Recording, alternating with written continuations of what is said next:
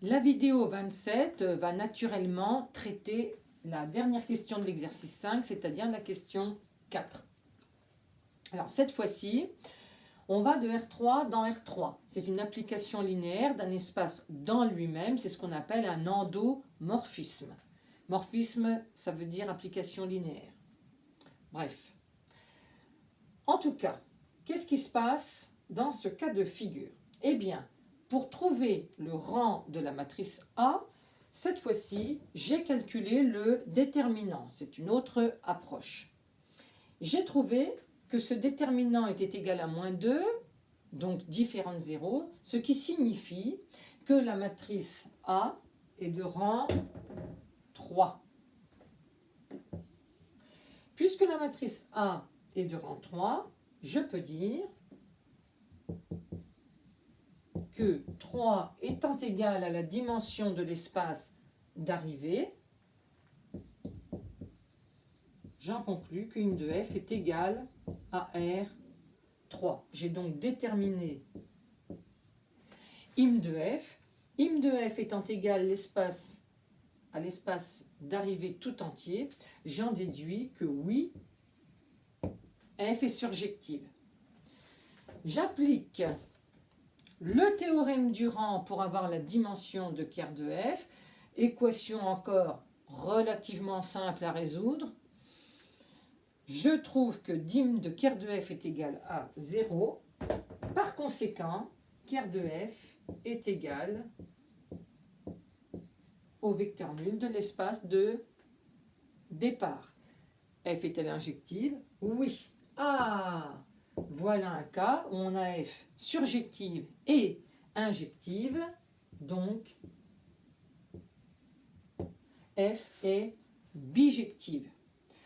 Alors, qu'est-ce que ça signifie que f est bijective? Eh bien, cela signifie que on peut revenir de chaque image aux antécédents.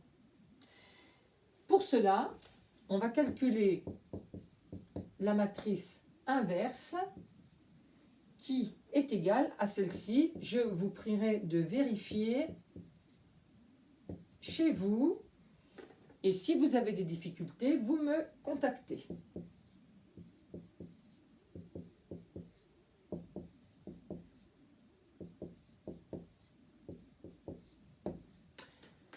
Que représente cette matrice?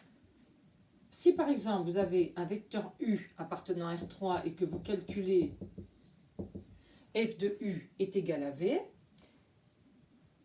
puisque on peut faire le chemin en sens retour, on va donner un nom à l'application qui est aussi linéaire, hein, pas de problème, qui va faire le chemin en sens retour, on va l'appeler f-1.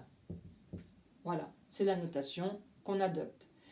Et quelle va être la matrice représentant f-1 relativement, alors cette fois-ci,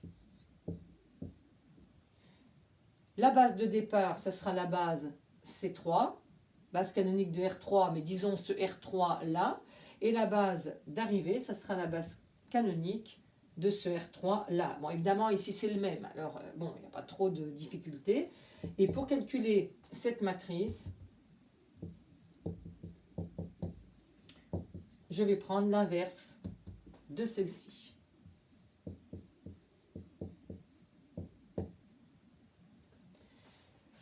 Voilà un exemple.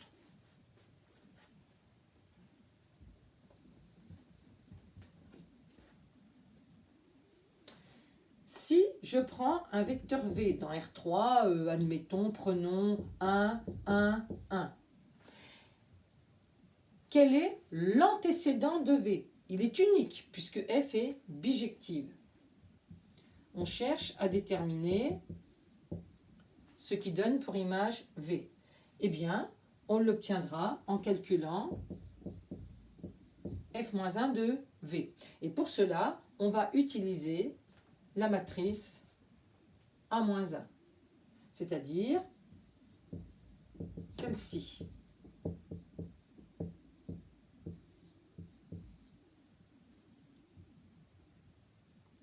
matrice tout à fait adaptée, et on obtiendra le résultat dans la base canonique de R3. J'obtiens ceci.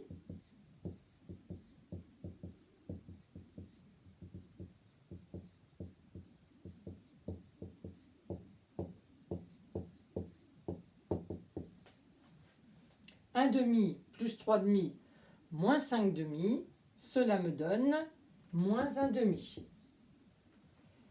1 demi plus 1 demi moins 3 demi, moins 1 demi également, et puis 1 demi moins 1 demi plus 1 demi,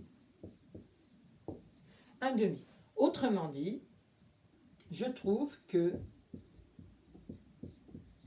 f de moins 1 demi, moins 1 demi, 1 demi est égal à 1, 1, 1. 1, 1, 1 est l'image de moins 1 demi, moins 1 demi, 1 demi par f, et moins 1 demi, moins 1 demi, 1 demi est l'antécédent par f de 1, 1, 1. Si on raisonne avec f moins 1, cette fois-ci on va dire que moins 1 demi, moins 1 demi, 1 demi est l'image par f moins 1 de 1, 1, 1. Et 1, 1, 1 sera l'antécédent par f moins 1 de moins 1 demi, moins 1 demi, 1 demi. Et voilà!